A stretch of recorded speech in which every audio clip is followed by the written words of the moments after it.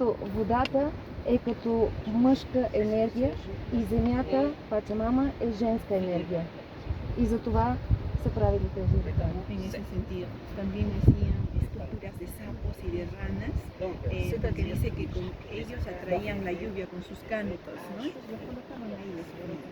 Също са правили и като малки скулптурки на жаби, защото вярвали, че песента или вика на жабите, кой както иска, всъщност привиква дъжда да дойде. Sí, ahora ahí en la parte superior, en la parte alta, encima de donde están las fuentes, hay una construcción circular. Esa es una cucaracha, un lugar de vigilancia. Значи нашите тези религиозни изходи, това, което се вижда в леко закръглена форма, това е било място за наблюдение. Se llama pucara. Casa se pucara.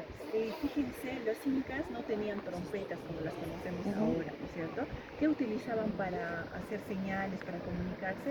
Utilizaban las conchas marinas que se llamaban pututus, los soplaban. Ajá.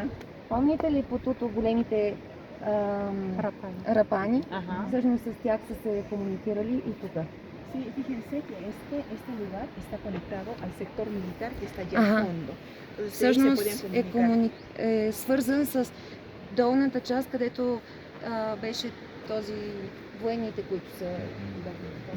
Muy bien, vamos a continuar Тръгваме entonces. нагоре.